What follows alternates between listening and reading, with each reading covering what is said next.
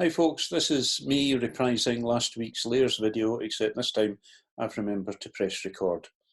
I've just given a wee bit of thought meantime, and I've decided that we could do a wee competition on the basis of what you're about to see here. So if you want to go straight to that, if you've already seen the video or you know everything you need to know about layers, then I'll put the time down here and you can skip directly to that. Meanwhile, I will fire on with Photoshop layers. Okay, when you start using Photoshop, if you're using the default layout or the photography layout, then generally you'll find the layers tab down here. What I'm going to do is I'm just going to drag that up and out on its own, just so as we can see what's going on. So when you open an image in Photoshop or you create a new image, then by default it becomes a background layer, and that basically means that it's locked and it's limited as to what you can do with it. For instance, if I press V or click on the move tool, you find that I can't move it about, for instance. Now, and there it's asking me whether I want to convert it to a normal layer because I was trying to move it. So if I do that, you'll see that the little padlock has disappeared and it's now given it the name layer 0, and I can drag it about. And because I've got snapping on, then these purple lines that you can see are guides, and it's snapping to the corners of the screen, at the center of the screen, and so on, depending on how I move it about. Okay, so if you were to just go ahead and paint or do anything with the image normally, for instance, if I select the brush tool and if you have a big one and paint on the layer, okay, then you can't do anything with that once it's on. If you make a mistake, then you can't adjust it. The only thing you can do is to hit Control Z or Edit Undo to get rid of it and start again. Layers work just like a stack of papers or images, one on top of the other. So if we come down here and create a new layer, by default it's always transparent, and it'll give it the name of the last layer with a numeric increment. So you'll see now if I come on here and paint, it looks very similar. However, I can switch the layer on and off, so our layer underneath is undamaged. And if I hit V, then I can drag that layer about. Okay, if I create another layer and we'll give it another color, and get my brush tool again, and then I can paint on top of that, like so. And again, because it's on top of the other layers, it doesn't affect them. And again, we can move it about, and I can swap the layer's position, so I can just grab the layer underneath, for instance, and drag it to the top, like so. I can grab the layer that's now underneath that and move it about, and it doesn't affect the layers above.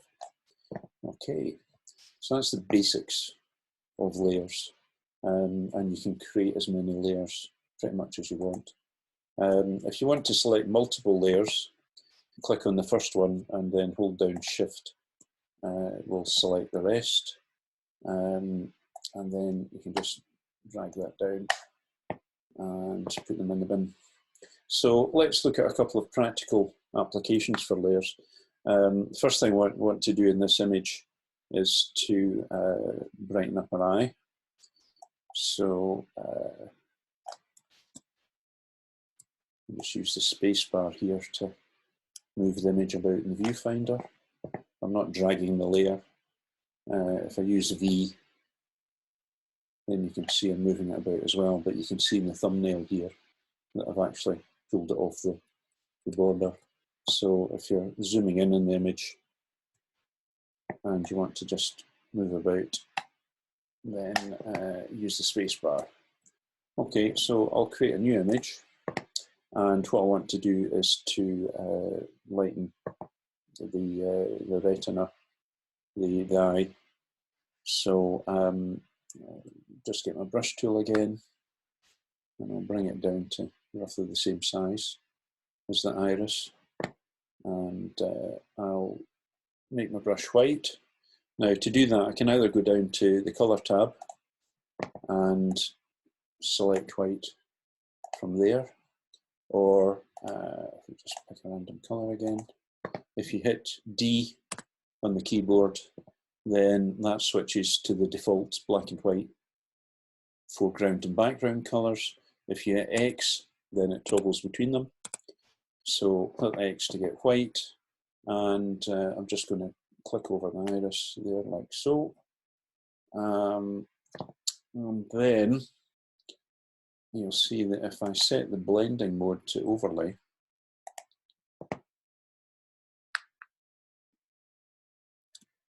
and then I can come right in, and if I use the eraser tool now, okay, you can just skim along that bit where it's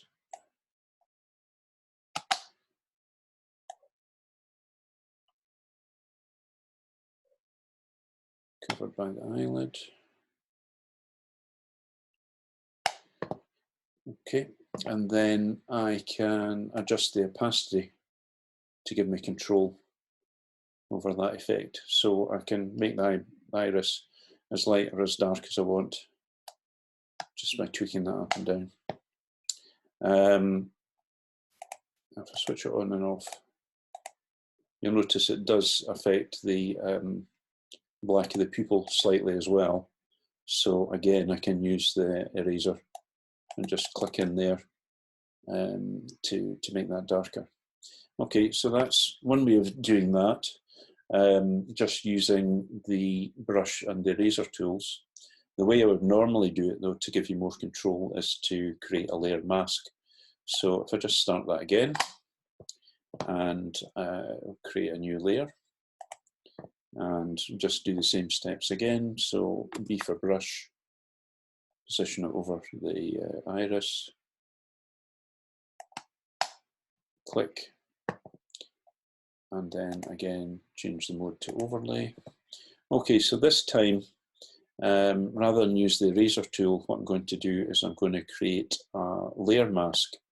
And what that allows me to do is to non-destructively edit the whatever's going on in that layer. So down here, if I click on Add Layer Mask, and we'll see now we have this additional area which matches the layer itself. And by default, it comes in as white. So, and the way it works is that if I take my brush and make it black, if I then paint along the area that I want to tidy up, like so, just as we had before, and then I'll do the same with the pupil, but this time I'm just using the brush and applying the black to the layer, to the mask. So the effect is the same. The difference is that if I now disable the mask, I can switch that editing on and off. And if I make a mistake, for instance, if I paint the brush down there, so I've basically removed that mask, then there's nothing to stop me switching back to white and then just painting that back in again.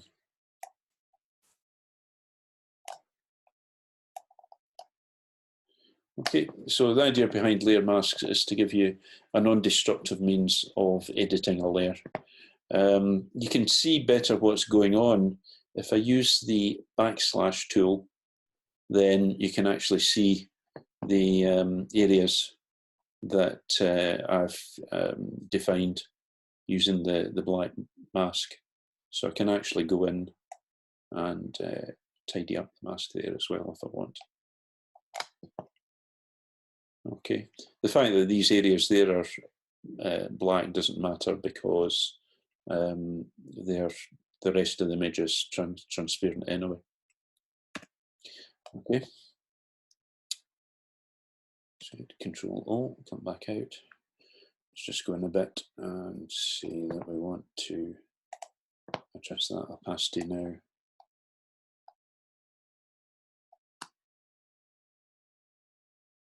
Maybe somewhere about there. The whole point of these kind of edits is not to make them glaringly obvious. There's nothing worse than looking at eyes that seem to be illuminated from the back because there's so much lightning going on. We could go and do the same, something similar on the same layer with this eye back here. So I switch back to the layer itself, make sure I've clicked on that, and I've got the brush tool, and just click in there as well. Okay, but the effect's obviously very limited because that area is so dark anyway. Okay, so to give you a better understanding of what goes on with the mask, if I duplicate the top layer, and to do that I can either right click and go to duplicate layer, or use the keyboard shortcut which is Control J. So I'll create a new layer. I'll just switch this one off for a second. And what I'll do is just convert this layer to black and white. Okay, so you can see there, that layer is black and white, one underneath is colour. Okay, so again, if I take a brush,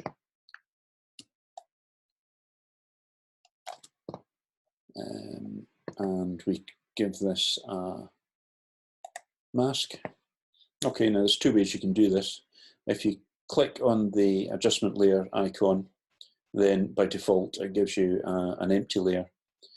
If you alt click on it, then it gives a filled layer. In other words, it completely obscures whatever is on that layer. So for instance, if I wanted to make certain areas of this black and white, if we do the whole horrible selective colour thing, then I would maybe start with this, which is an empty mask layer, and then take my brush with the colour set to white to black. Okay, so what I'm going to do is paint out the areas that I'm going over, and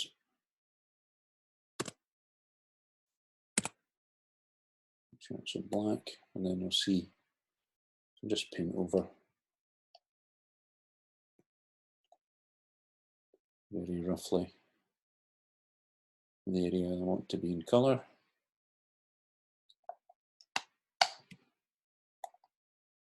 Like so. Okay, and you can see I'm doing that pretty badly. For instance, these areas down here, I can go back and tidy up. If I switch the brush colour to white, then I could go down and tidy that up. Okay, there, and so on. Okay, and then minus, and I guess you would carry on and paint over her hand or the rest of her or whatever. Okay, the best way, what you would normally do though, I guess, is to actually use some of the selection tools in Photoshop to do that. So what I'm going to do is I'm going to switch this back on first of all. So we've got our corrected eye, and then I'm going to hit Shift and click on this. And then if I right click, I'm going to get merge layers. Okay, so that's just putting that together. So, and then I'm going to create a duplicate of that, because we're happy with that so far. Now, just before I go on and do the mask selection, just to explain how layers, the selection layers work of the masks. If I create a rectangle here, okay, and if I use the gradient tool and then just go across left to right. Okay, so here we've got a range of shades that go from pure white in one end to black in the middle, and we've got 50% grey and all the other shades of grey in between. When you create a masking layer, then basically the same thing applies, except white becomes fully transparent and black becomes fully opaque, and all the shades of grey represents different layers of opacity or transparency, depending which way you look at it, in between. So if I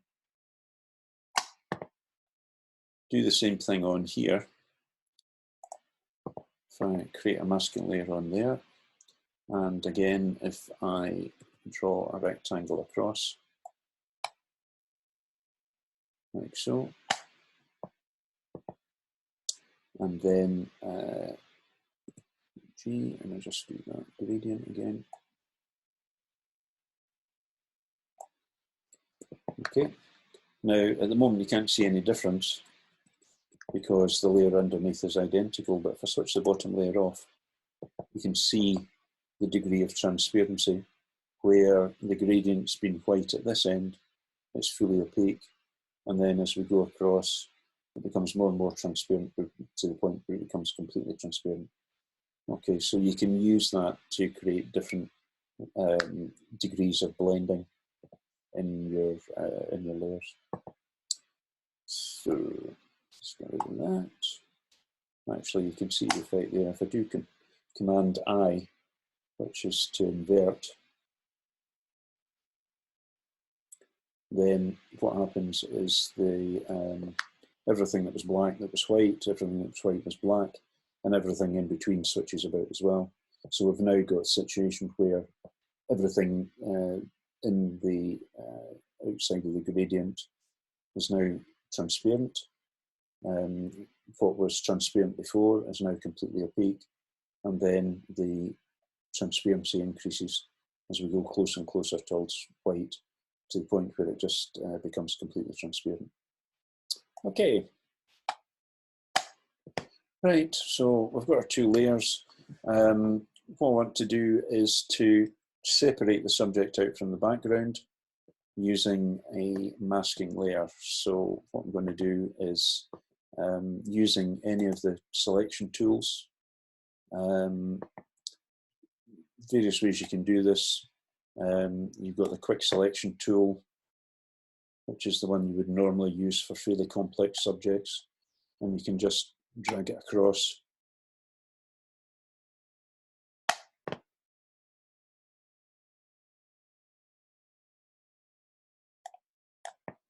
Okay.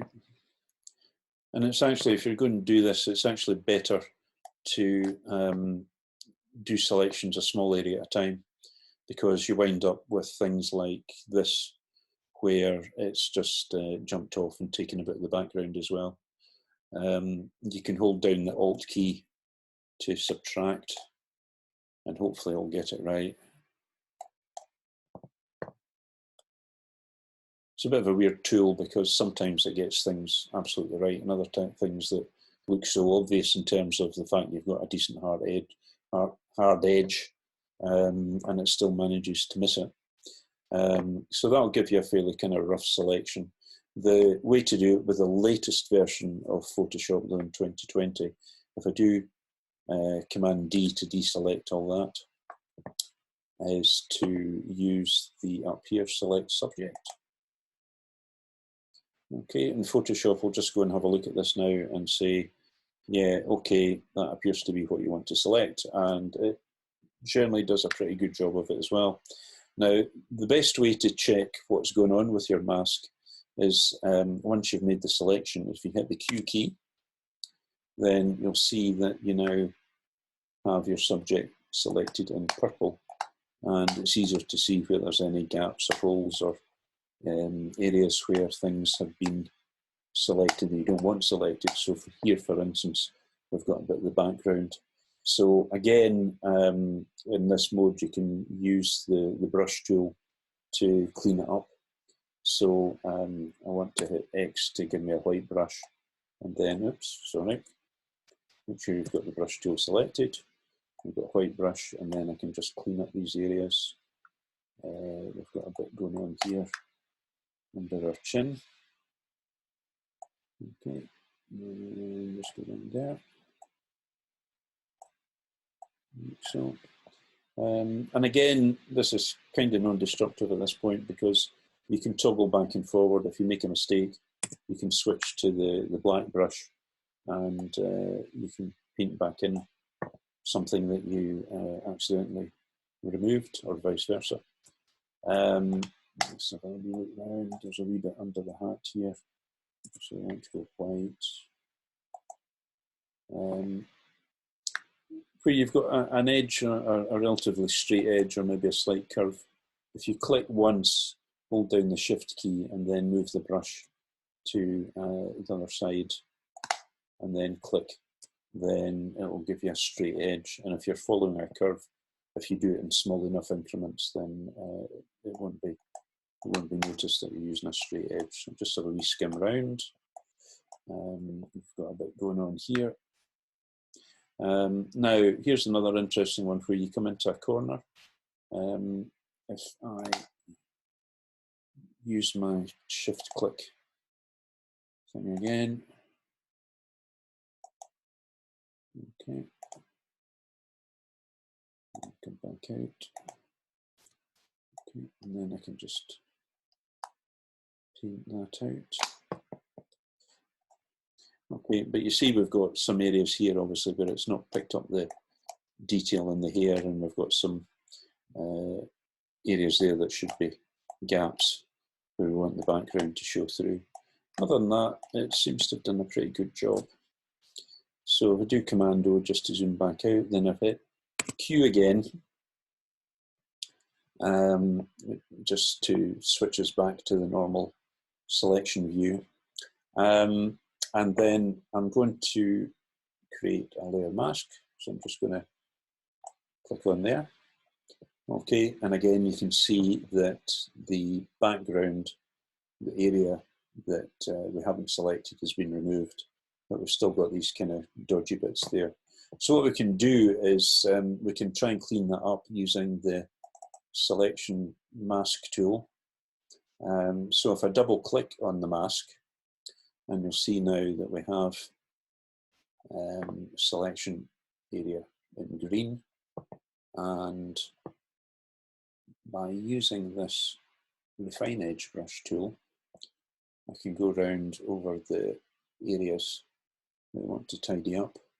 It usually helps to make your brush just slightly, not too big, and then just drag down small areas at a time. Just drag down with your cursor on the inside of the subject. Okay, and just do small areas at a time.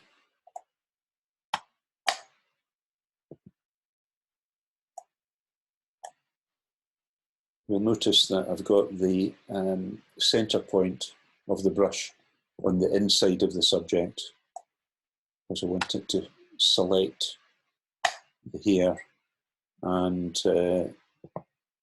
remove anything that doesn't appear to match that. Okay, so that's not too bad. Picked up a few weird bits back here, but we can go back and tidy that up. You can look at this in different ways. For instance, if we go to the black and white view, you can see actually that we've got areas where it's gone thin. In other words, it's still selected the area, but it's not quite, it's gone semi-transparent or semi-opaque, depending on who you want to look at it. So you can use this brush and just paint in over these areas. And again, just touch up any of these areas that probably should be solid.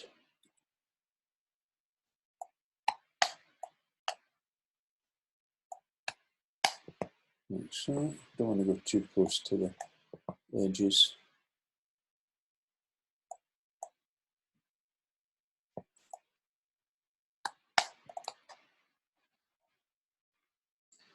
Okay, and again, you know, this tool can be a wee bit random.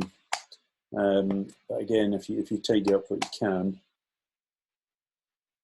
okay, that's not too bad. I can change the view again to on white or on black. Okay, so you can see we've got the hair coming through. We've got these wee bits that we need to touch up. Okay. There's a wee bit just on the side of her face there. I'm going to leave that though, and I'm just going to say decontaminate colours. Okay.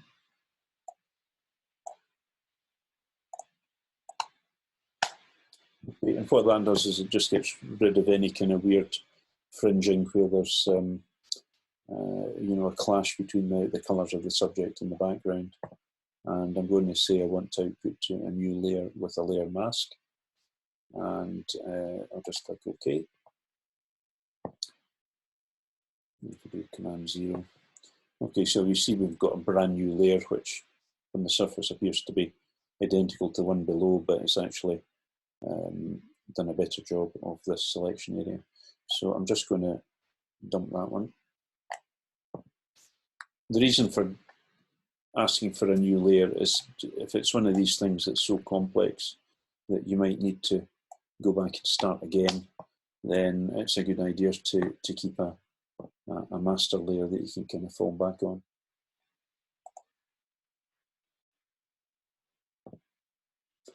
Okay, so make sure that the layer's selected, the masking layer rather, and we can go in and using our brush, we can just start tidying that up.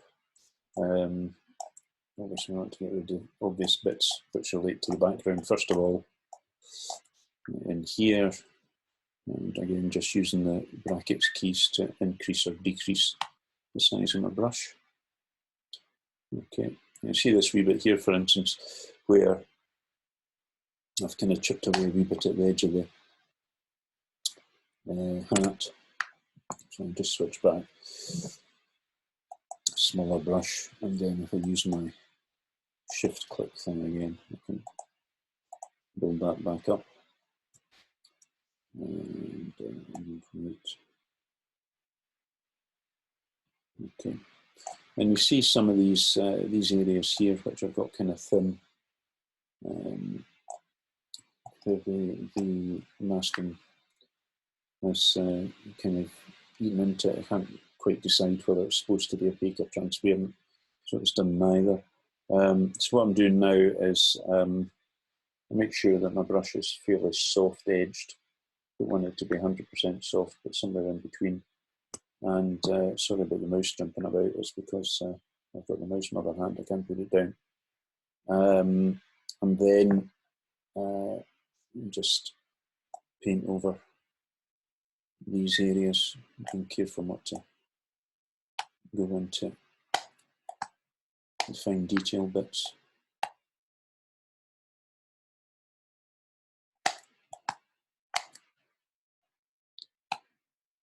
Like so.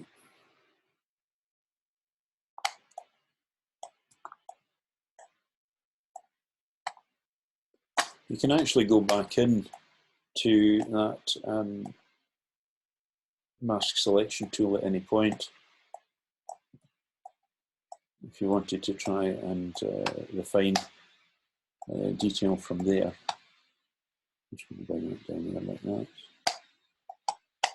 Okay. Just going on with a shoulder here. Control Z. Okay.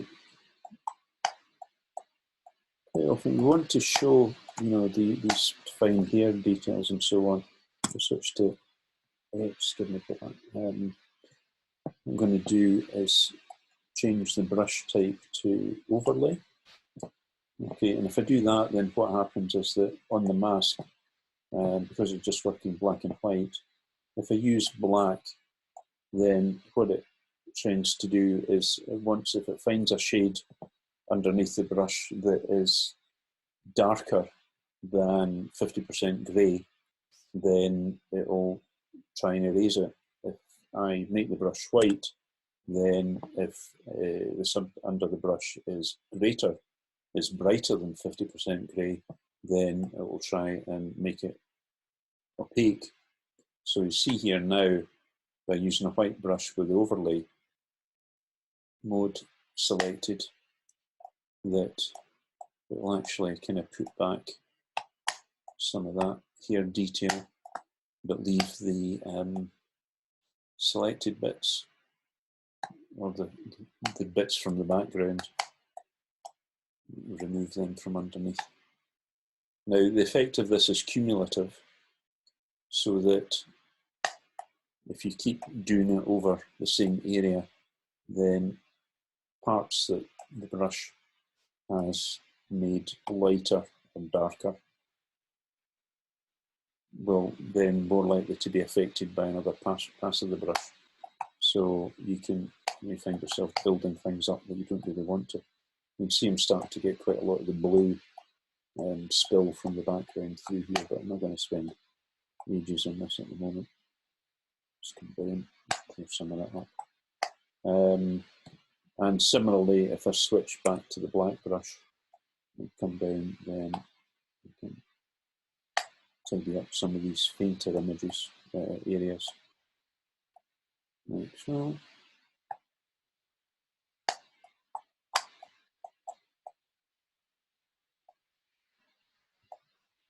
Don't want to do that.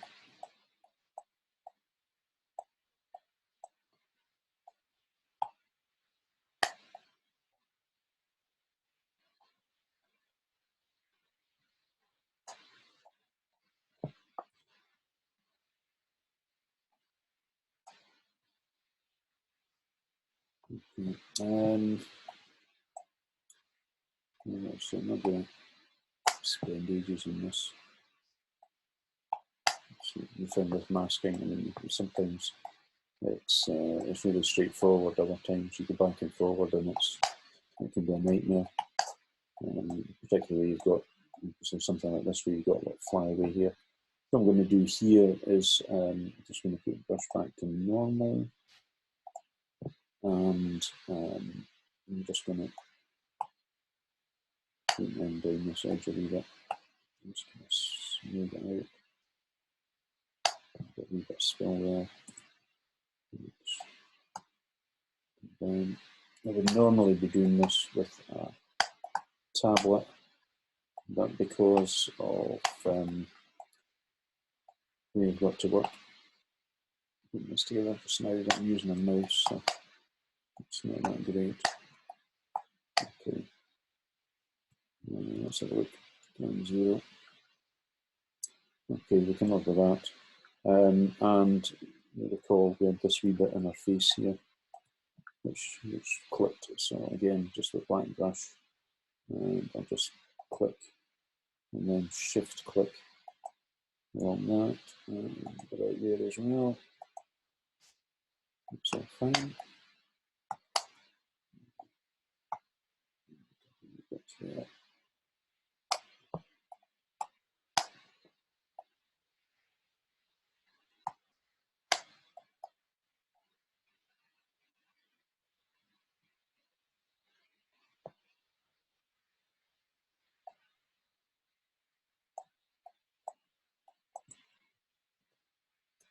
Okay, right.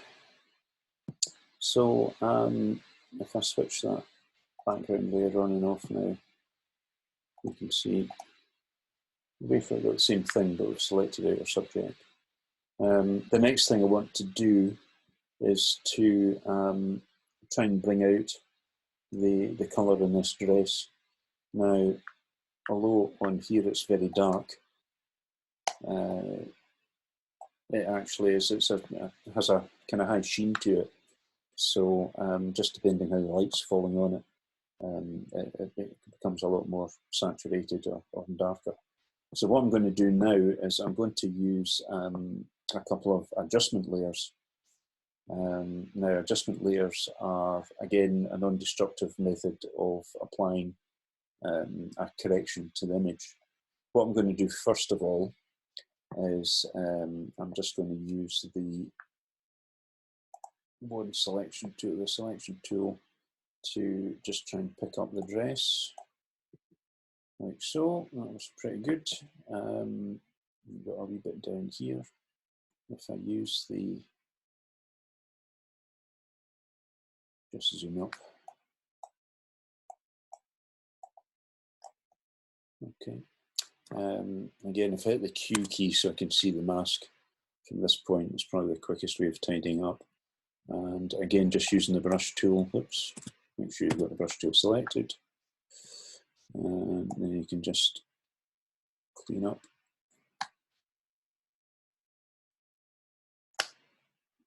any areas.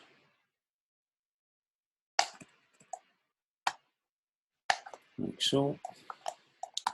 Double that on and off. Yeah, so we've got a wee bit here where it's selected, where it's just under our skin.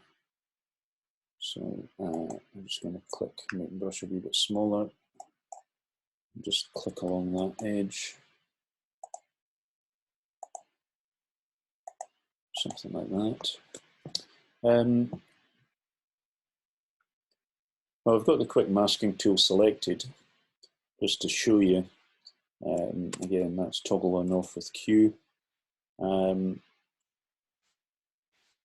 Okay, if you click on the tool down here, you can adjust the opacity of the mask, and depending what you're working on, if you find that the colour of the mask makes it confusing to see what you're doing, because maybe you've got a similar colour underneath, like we've got the reddish hue here, then you can change the colour of the mask, or you can change it between masks and selected areas as well. So say OK to that, OK to that. I'm going to hit Q. Okay, we've got a green mask. So again, I'll just tidy up. There's a wee bit slight on the strap. I'm not going to bother with including the strap. And we can just go round down here.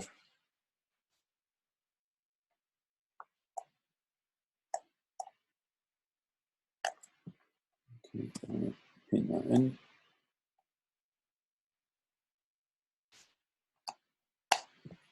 And then X back to white with a fairly small brush.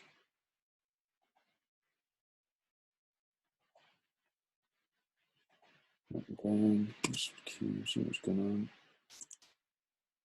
Okay. So again, it's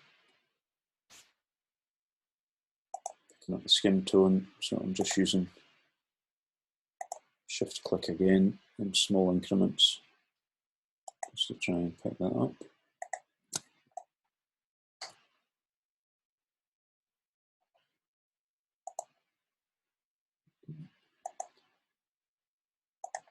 And again, for this sort of thing, if you use a fairly hard brush, but just with a slight soft edge, then it tends to work better in terms of blending the edge selection.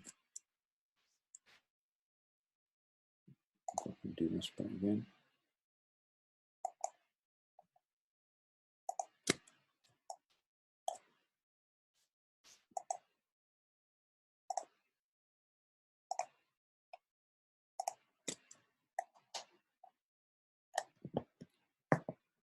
Okay, quite often, again, the benefit of being able to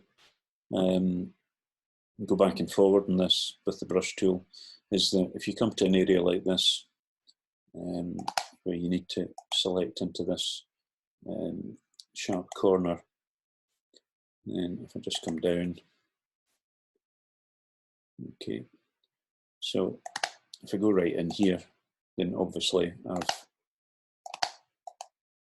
overpainted this. Let's move it smaller. So I can click and come out and then just clean that up.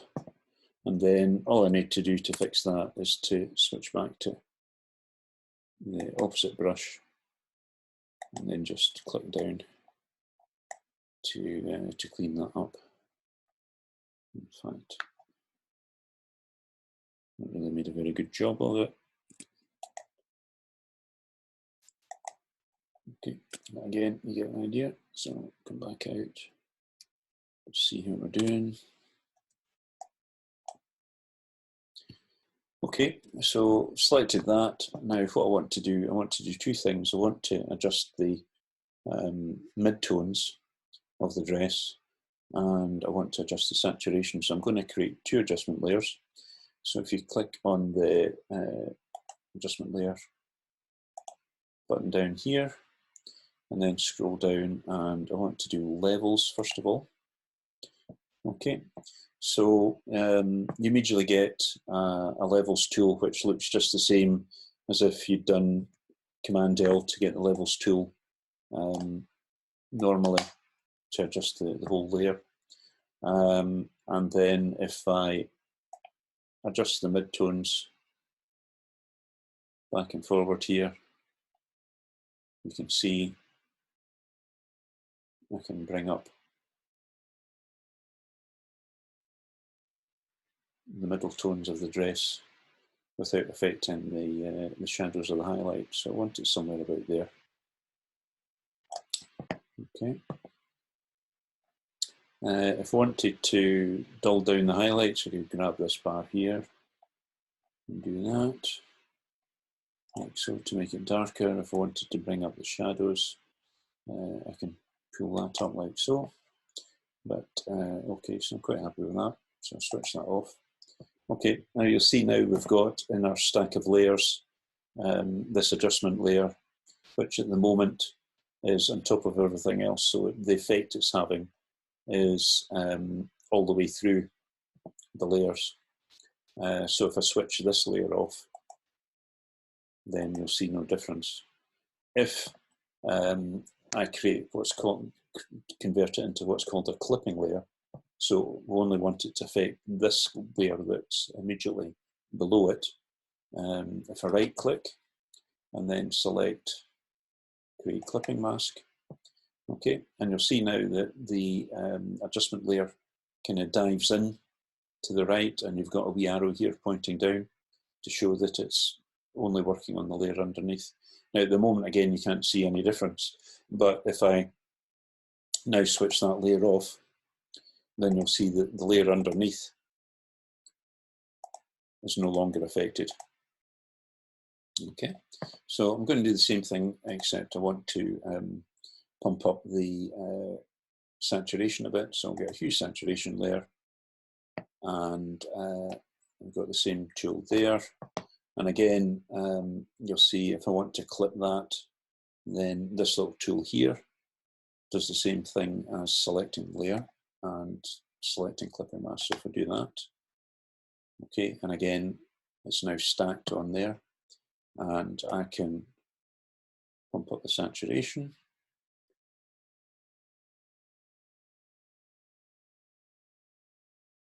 Okay. Now at the moment, you can see, although it's tied to that layer, it's pumping up the saturation and everything because our skin tone's going nuts as well.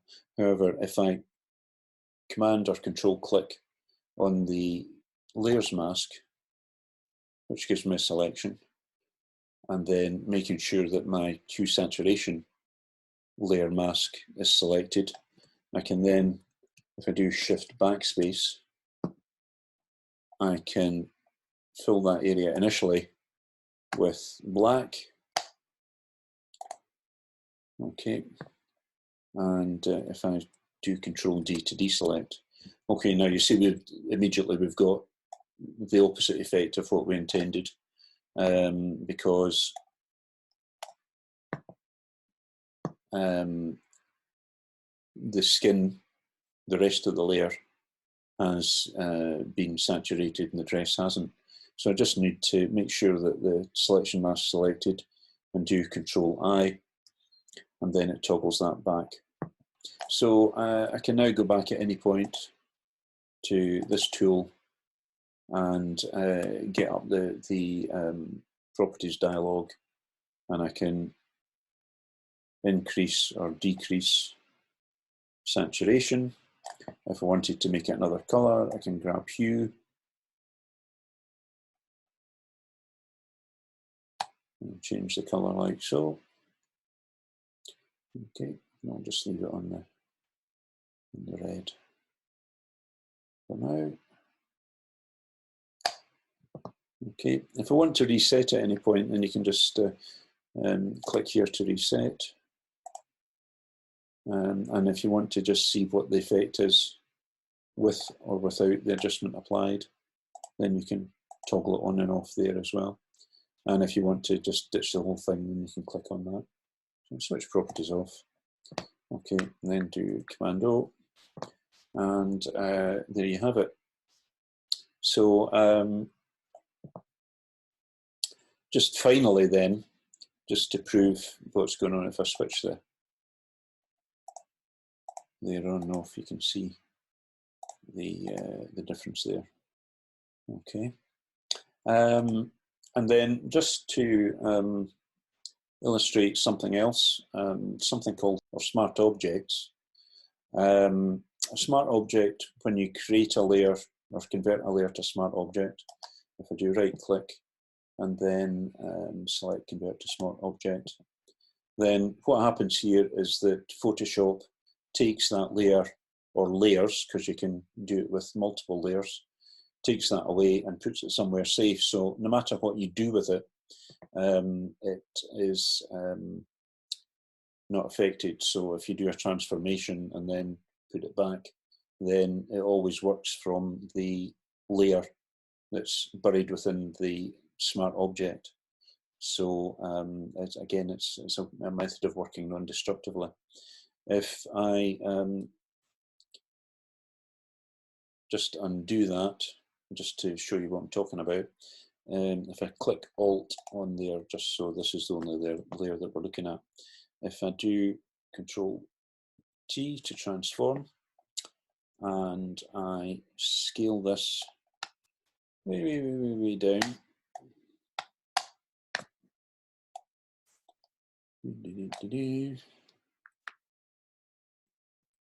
zoom right in. You know, we're seeing some kind of weird artifacts here at the moment. Okay.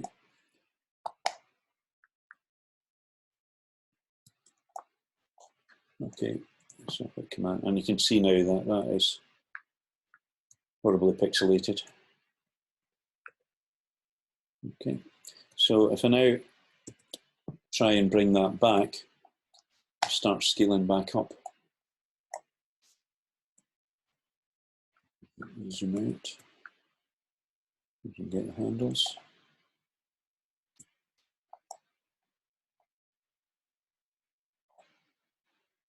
I hit Shift there, which just tuned the aspect ratio as well. Control O.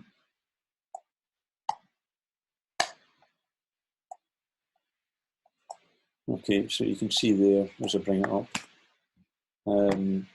Then it's due to the scaling, it's basically lost all the information, and it's just become a horrible pixelated mess. If I undo that and now convert it to a smart object, okay, and you can recognize a smart object because it's got this little icon in the bottom right hand corner to illustrate that's what it is. So if I do exactly the same thing, if I do Control T and then just scale it way down. At this point it's difficult to grasp the corners. Again, zoom in.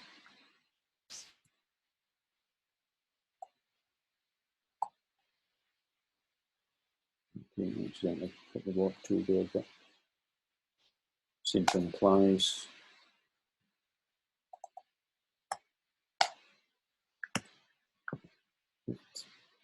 Enter. And again, horribly pixelated mess. However, if I do Control T again, and then zoom back out,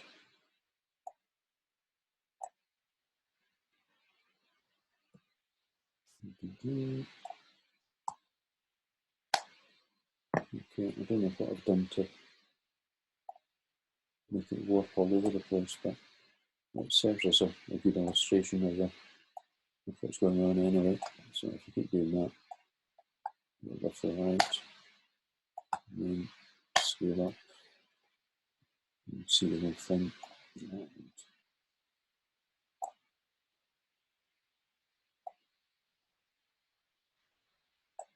Okay, and then despite the fact that I've made a horrible mess of that, you can use the Control key and you can just clamp down corners, bring it back to where it should be,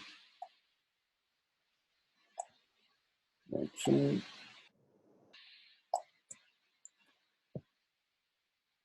Okay, now you can see that all the original information is still there.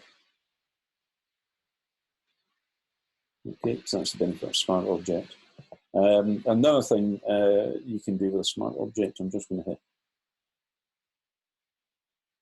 undo, so we're back to that being a straightforward layer. The other advantage of Smart Objects is that you can also apply filters to them, and you can then continually adjust the filters in the same way that you can adjust the controls and adjustment layers. So again, if we make it a Smart Object, and then we go to Filter, Blur, Gaussian Blur,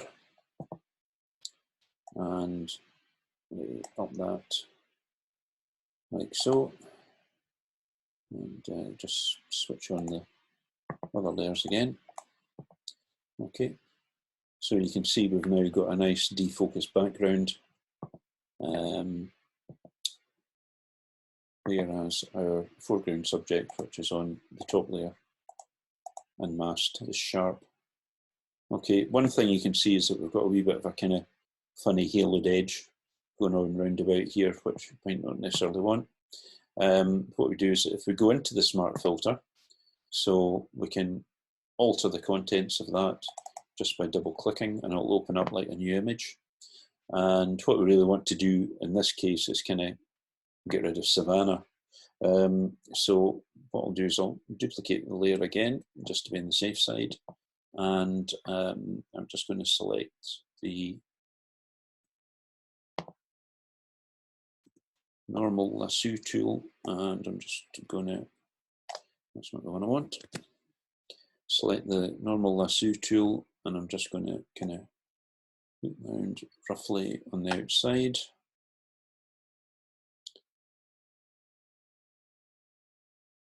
Like so, just make sure I'm not overlapping, just leaving a bit of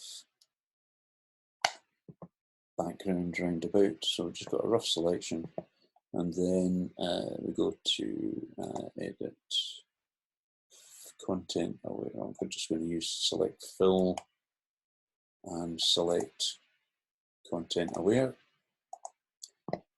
like so. Let that do its thing.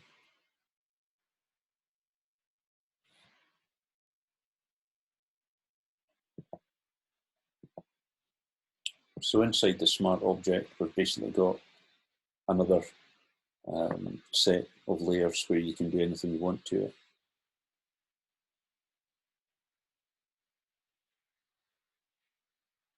Okay, well, it looks interesting.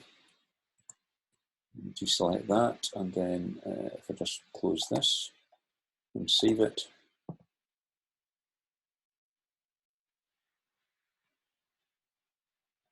I'll update that. And there we go.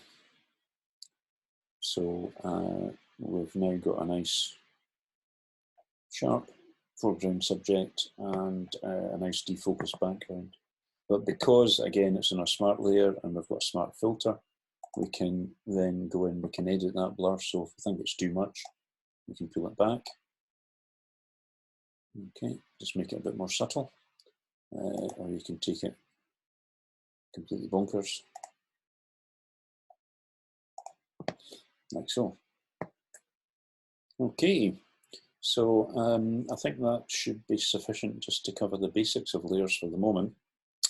I'm going to stop this recording and then I'm going to create another one discussing the competition.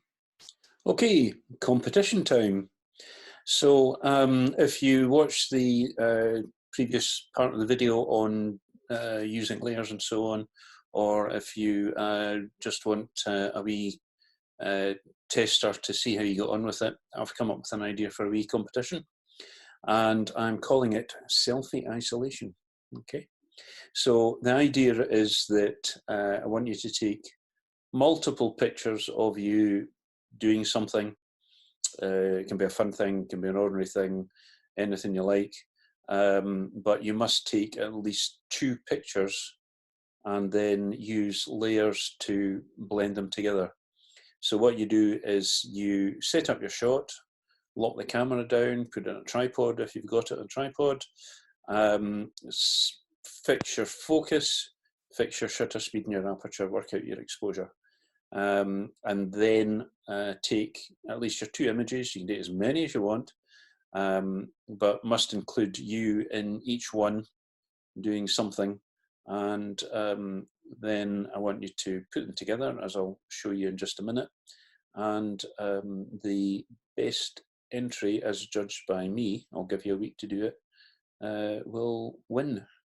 Don't know if you win anything other than my praise, but yes, there will be a winner. Okay, so I'm going to show you, I've already taken 3 pictures in here today, and I'm going to show you how you put them together, first of all, from Lightroom, and then if you're just bringing the images straight into Photoshop. So we'll start off, I'll go to Photoshop. No, I won't, I'll go to Lightroom.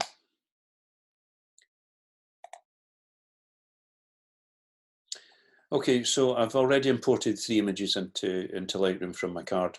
So the first thing is, if you want to make any adjustments in terms of exposure, color correction, or whatever, then again, you need these to be consistent across all the pictures. So the thing to do is just take any one of them, and I'll just go into the develop mode. Okay, and I'm going to do just a basic auto tone control. And then to carry that across to the other images, if you shift select, so in Lightroom, the one that's most brightly highlighted is the one that the others are going to take the information from. So having selected them all, I'm going to click on sync, and I'm just going to do check all for now. All we're really interested though is the white balance, the basic tone is the only thing we've adjusted in here, and color. But we'll just say everything just now and synchronize. Okay, and then if we go back into there, then we should see that the other exposure settings carry across to the other images. Okay, and so what we now want to do is to open these up as a stack of layers into Photoshop. So again, we can either click on one and shift click to highlight the rest. That looks like that. If none are already selected, and then if you right click anywhere in one, go to edit in, and then open as layers in Photoshop. And then that should open up Photoshop for you.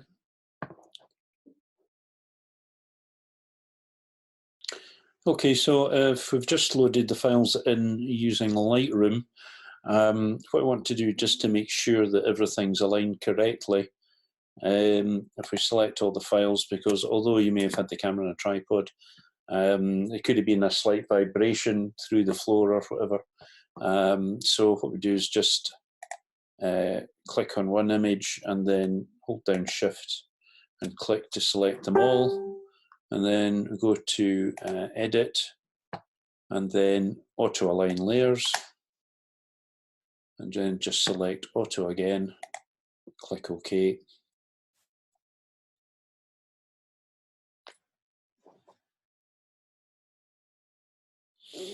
Okay, and you can actually see now, although I had the camera set on a very robust tripod, that actually there's a wee bit of realignment going on. Okay, because we can see a wee bit of transparency in the corners if I switch off the other layers. More affected than others. So the thing to do there is, because that's minimum, what we'll just do is I'll just crop into the image very slightly. And what I'll do is, because it's only a couple of pixels, I'll do Control or Command A to select everything. Then I'll go to Select, Modify and Contract, and I'll just say 4 pixels. Okay, and then go to Image Crop.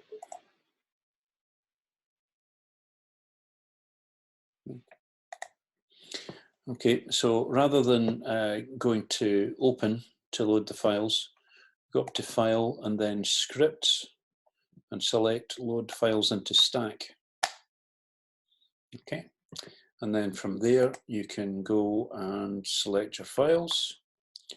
Click on the first one, and then either Shift or Command click on the other ones. Click Open.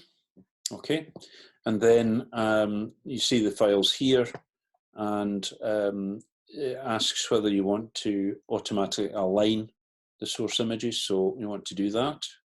And you don't want to create smart objects, so just click OK.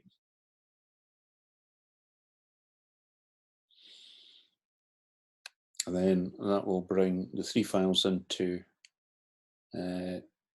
one PSD file as layers.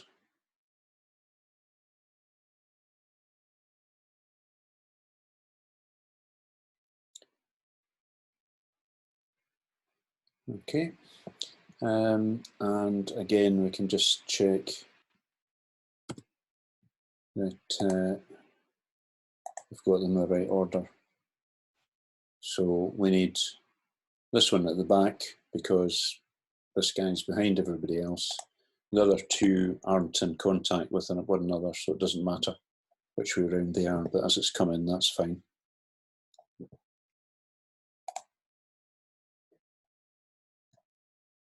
Okay, and then Command D to deselect. Okay, so let's get on with editing this. So I'm just going to switch off that middle layer for a second.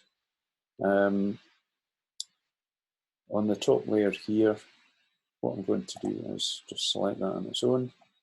And then what I want initially to do is to make this layer completely transparent. Okay, I'm going to go down to the Add Layer Mask icon and hold down the Alt key and click, and you'll see that fills that in as black. In other words, it makes everything in that layer transparent. So I'll then go to select the layer itself, and then select my brush and just make it big and soft, and then it seems a bit too big. I'm going to make sure that my brush is white, and then I've got the layer mask selected, and then I'm just going to paint in over there, like so. Okay, and then just make sure come right back here. We've got a wee bit of shadow where my body is blocking the light on the settee there, so we can just bring that all the way back. Okay, and then if I scale the brush down a wee bit and just toggle the brush back to black, and then just paint over that wee bit where the leg was, lighting stand leg was coming in. Okay, so that was an easy one, that's sorted. Let's have a look at this layer now. Just toggle that one off, put that one on. Okay, so this one's a wee bit more complicated because if I reduce the opacity here,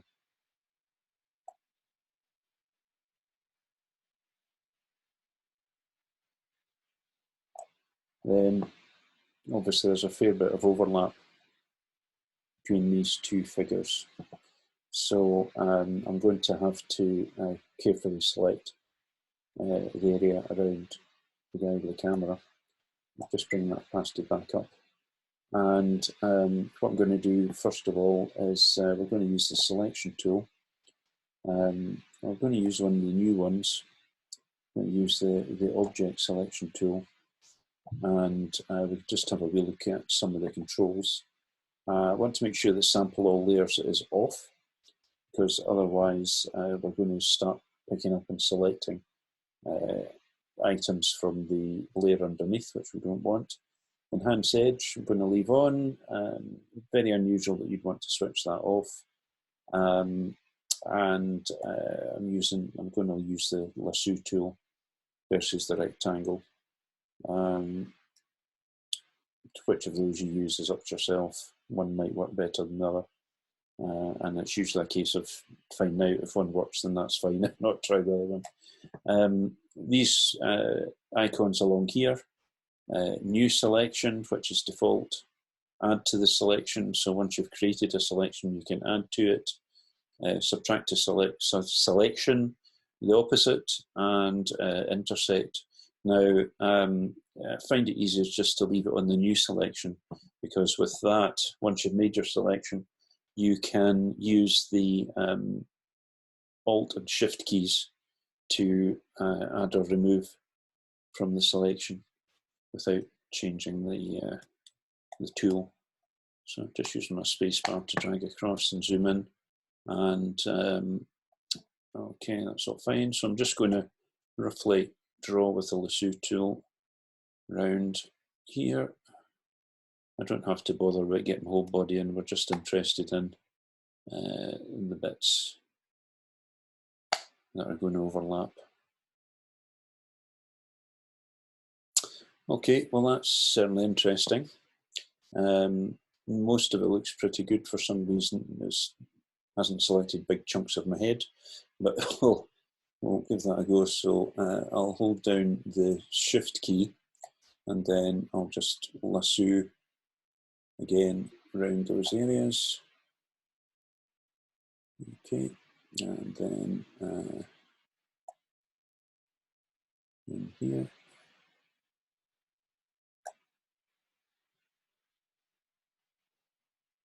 Okay, we've got arm, okay, hand.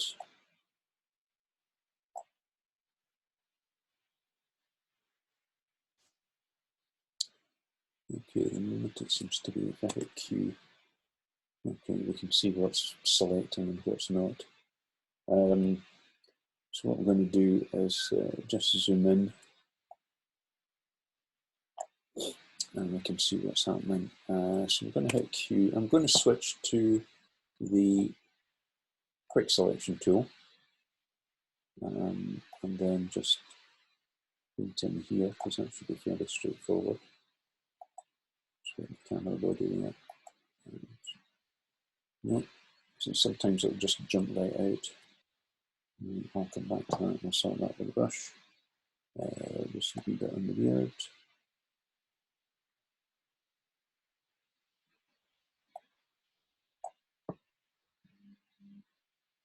Now, I've already done this using the object selection tool, as you saw me just do, as a practice earlier on this same file, and it worked almost perfectly. So it's one of these things, I don't know what the AI thinks it's up to, but it seems to be a bit inconsistent, so you might have to just try it a couple of times and see how it works out.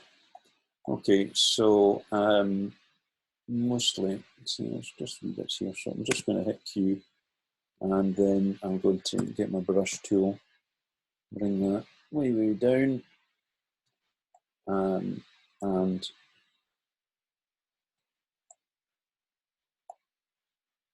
what I want is a fairly small brush and fairly hard. Okay, I don't want it completely hard. I want a wee bit of a soft edge because that helps to blend things in a bit. And just bring the size down a wee bit. Okay, so just going in and just these wee bits.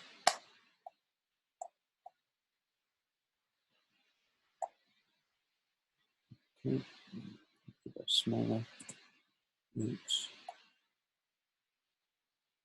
Just put it in. And then switch back to blank again, just a wee bit in the hand. And then look at the top of the camera. So blank. And I'm just going to click on the end of the lens hood and then shift click at the other end. So a wee bit in there, just do the same thing along there. And then the top of the lens panel there. And just going to come in, switch back to white, and just tidy it like so. A wee bit in here.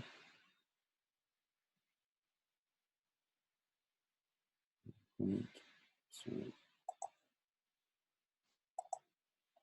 lift, come down, and then I'll switch back to black. And just tidy it. That wee edge there. Shift click. And I've got this wee bit in here.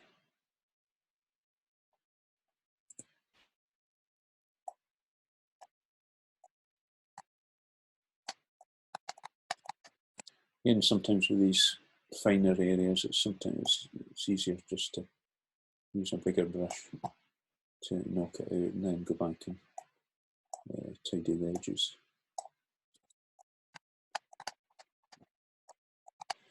Sorry about all this clicking that you hear in the background. I've got a mouse with a particularly noisy click.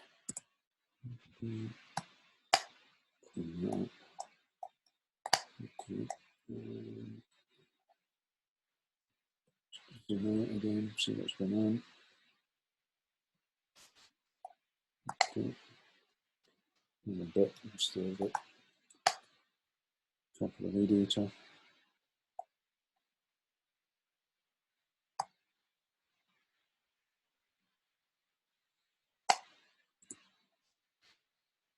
I've said before, I normally use a tablet rather than the mouse. Okay, so another bit I'm just going to tidy up is this bit around the back of my head. This looks like a bit where I've missed with the razor. So back to white. And again, I'm just going to make the brush a wee bit softer. So we can blend the edge a wee bit better. And just come along there. Like so.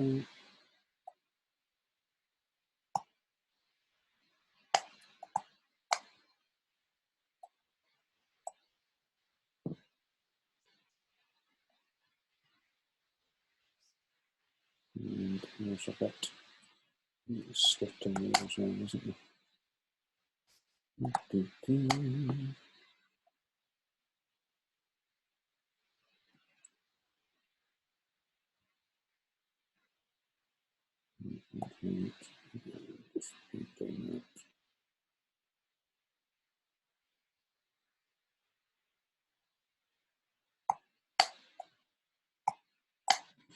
Because this is mostly for fun, don't have to be super critical, but the thing is that you know, you can go back to it at any point and spend more time tidying it up if need be.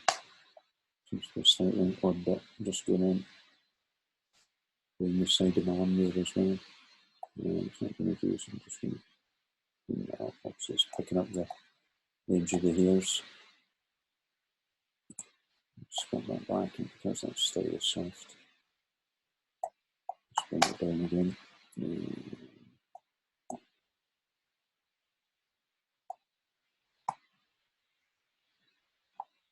Like so. And we want to get rid of the lighting stand at the bottom as well, obviously. I'm fussy about keeping the camera strap in with a footer for a moment.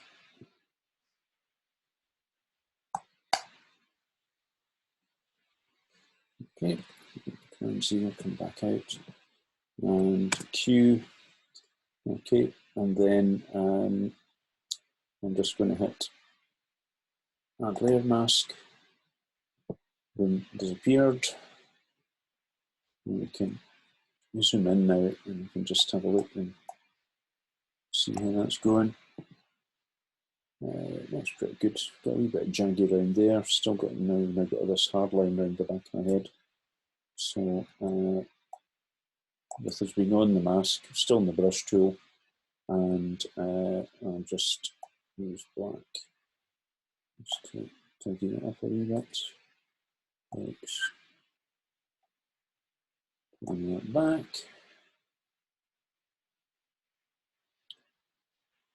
X again. Okay.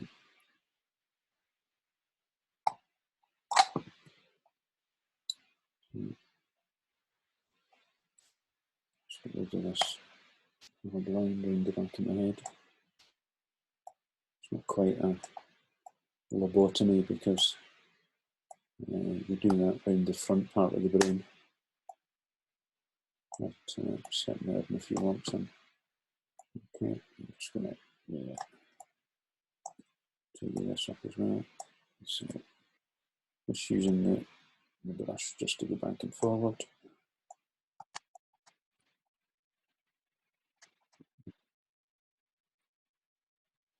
Need the back of the head to look quite that lumpy.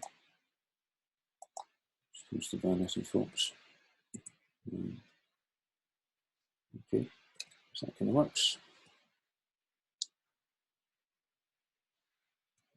And then, as I said, because the lower part of the body isn't overlapping, then we can just simply do what we did before. Get a white brush, make it fairly large, and then just paint in the rest.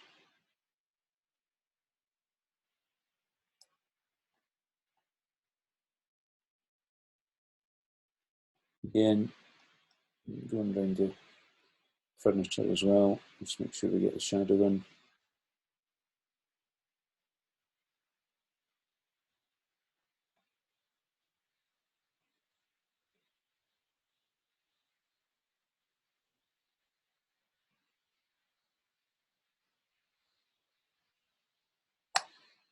Okay.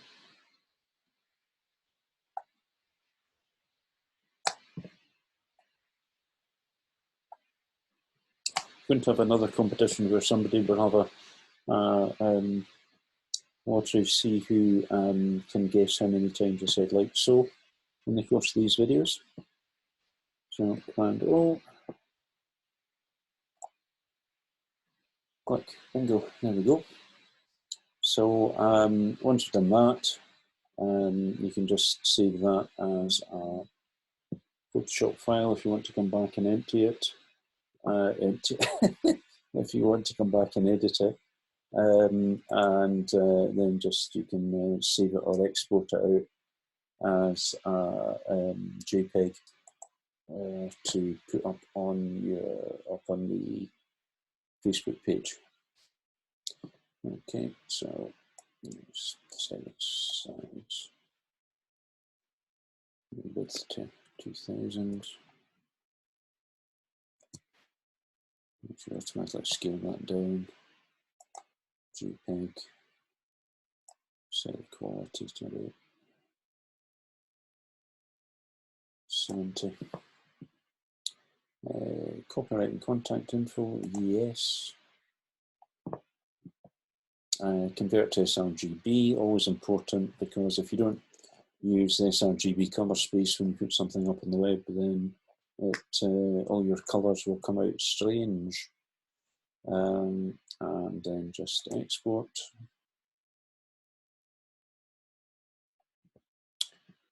And then put it wherever you're going to put it.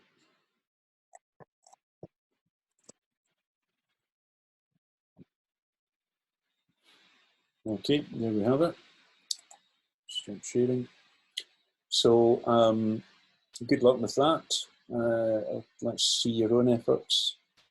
And then upload it to the Facebook page, the club's Facebook page, and I'll have a look and I will critique and tell you who's the best. Okay, all the best just now, folks. Speak to you soon.